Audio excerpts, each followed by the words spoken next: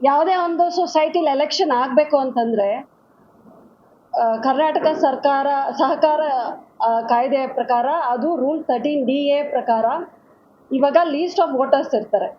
ಅದರಲ್ಲಿ ಕೆಲವರು ಇನ್ಎಲಿಜಿಬಲ್ ಆಗಿರ್ತಾರೆ, ಕೆಲವರು ಎಲಿಜಿಬಲ್ ಲೀಸ್ಟ್ಗೆ ಬರ್ತಾರೆ. ಇನ್ಎಲಿಜಿಬಲ್ ಆಗಿರೋರು ಅಂದರೆ ಶೇರ್ ಅಮೌಂಟ್ ನಿಗದಿತ ಶೇರ್ ಅಮೌಂಟ್ ಕಟ್ಟದೇ ಇರೋವಂಥವ್ರು, ಎರಡನೇದು 2 ಜನರಲ್ ಬಾಡಿ ಮೀಟಿಂಗ್ ಅಟೆಂಡ್ ಮಾಡದೇ ಇರೋವಂಥವ್ರು, ಮೂರನೇವ್ರು ಬಂದು ಟ್ರಾನ್ಸಾಕ್ಷನ್ಸ್ ಯಾವುದೇ ಥರ ಮಾಡದೇ ಇರೋವಂಥವ್ರು ಇನ್ಎಲಿಜಿಬಲ್ ವೋಟರ್ಸ್ ಆಗ್ತಾರೆ. ಸೊ ನಾವು ಎಲೆಕ್ಷನ್ಸ್ ಜನವರಿ ತಿಂಗಳಲ್ಲಿ ಮಾಡಬೇಕು ಅಂತಿದ್ರೆ ಆಗಸ್ಟ್ ತಿಂಗಳಲ್ಲಿ ಈ ಎಲಿಜಿಬಲ್ ಇನ್ಎಲಿಜಿಬಲ್ ವೋಟರ್ಸ್ ಲಿಸ್ಟ್ನ ನೀವು ನೋಟಿಸ್ ಬೋರ್ಡ್ ಮೇಲೆ ಹಾಕಬೇಕು. ಯಾವುದು ಕಚೇರಿ ನೋಟಿಸ್ ಬೋರ್ಡ್ ಮೇಲೆ ಹಾಕಬೇಕು. ಮತ್ತೆ 6 ತಿಂಗಳು ಮುಂಚೆ ಪ್ರತಿಯೊಬ್ಬ ಇನ್ಎಲಿಜಿಬಲ್ ವೋಟರ್ಗೂ ಒಂದು ನೋಟಿಸ್ ಹೋಗ್ಬೇಕಾಗತ್ತೆ ಮನೆಗೆ.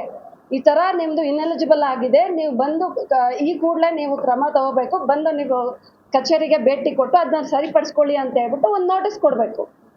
ಇದೇ ವಾಣಿಶ್ರೀ ವಿಶ್ವನಾಥ್ ಅವರ ನೇತೃತ್ವದಲ್ಲಿ ಏನು ಇವತ್ತು ಸೊಸೈಟಿ ನಡೀತಾ ಇದೆ, ಅವರು ಅಧಿಕಾರನ ದುರ್ಬಳಕೆ ಮಾಡಿಕೊಂಡು ಇವತ್ತಿನ ದಿನ ಅದೇ ನೋಟಿಸ್ನ ಡಿಸೆಂಬರ್ 5ಕ್ಕೆ ಕಳಿಸ್ತಾರೆ. ಇವ್ರು ಜನವರಿ ತಿಂಗಳಲ್ಲಿ ಎಲೆಕ್ಷನ್ ಮಾಡೋದಕ್ಕೆ. ಇದು ಯಾವ ಥರ ಸರಿ?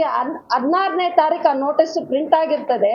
ಪ್ರಿಂಟ್ ಆಗಿರೋ ದಿನದಿಂದ 15 ದಿವಸದೊಳಗಡೆ ನೀವು ಕಚೇರಿಗೆ ಬರಬೇಕಾಗ್ತದೆ ಅಂತ ಇದೆ. ಓಕೆ, ಆಯಿತು. ಅದಾದ ನಂತರ ನೀವು 60 ದಿವಸದೊಳಗಡೆ DR ಆಫೀಸ್ಗೆ ಹೋಗಬೇಕು ಅಂತ ನೋಟಿಸಲ್ಲಿ ಪ್ರಿಂಟ್ ಆಗಿದೆ.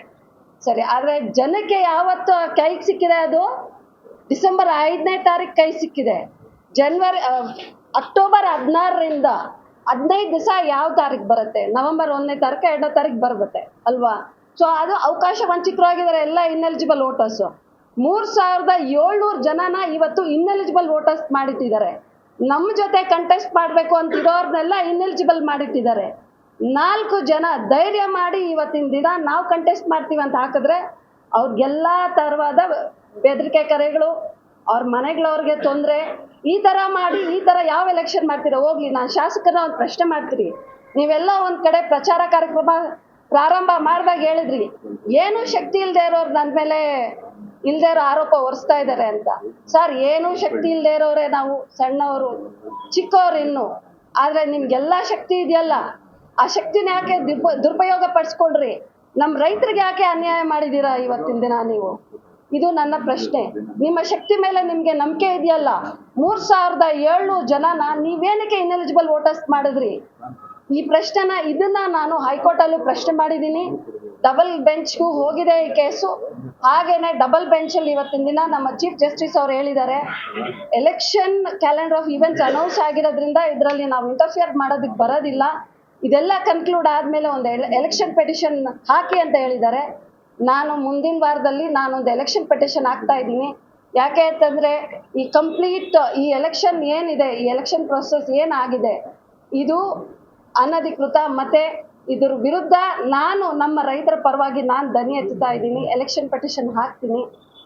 ಈ ಕಂಪ್ಲೀಟ್ ಬೋರ್ಡ್ ಡಿಸ್ಕ್ವಾಲಿಫೈ ಆಗಬೇಕು.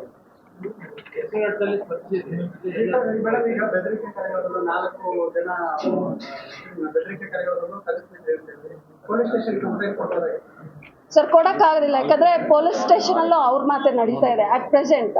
ಮುಂದೆ ಇವತ್ತಿಂದ ಆಚೆ ಬೇರೆ ಇರ್ಬೋದು ಅನ್ಸುತ್ತೆ. ಆದರೆ ಎಲ್ಲ ಪೊಲೀಸ್ ಅಧಿಕಾರಿಗಳೇ ಆಗಿರ್ಬೋದು, ಎಲ್ಲ ಅಧಿಕಾರಿಗಳು ಅವ್ರ ಮಾತೇ ಕೇಳ್ತಾ ಇದ್ದಾರೆ ಸರ್.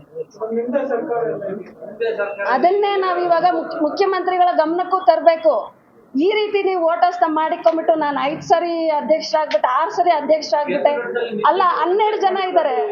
ಎಲ್ಲ ಮೀಡಿಯಾದವ್ರಿಗೊಂದು ಪ್ರಶ್ನೆ, ನಿಮ್ಮ ಜೊತೆ 12 ಜನ ಎಲ್ಲರೂ ಸೇರಿ ನೀವು 12 ಜನ ಸಿಂಡಿಕೇಟಲ್ಲಿ ಗೆದ್ದಿದ್ದೀರಲ್ಲ, ನೀವು 20 ವರ್ಷದಿಂದ ನಿಮ್ಮ ಜೊತೆಗೆ ಯಾಕೆ ಒಬ್ಬರನ್ನ ಉಪಾಧ್ಯಕ್ಷರನ್ನ ಇಟ್ಕೊಂಡಿಲ್ಲ? ಯಾಕೆ ನಿಮ್ಮ ಡೈರೆಕ್ಟರ್ಸ್ ಮೇಲೇನೆ ನಿಮಗೆ ನಂಬಿಕೆ ಇಲ್ವಾ? ಯಾಕೆ ನೀವು ಒಬ್ಬರನ್ನ ಉಪಾಧ್ಯಕ್ಷರು ಮಾಡ್ಕೊಂಡಿಲ್ಲ?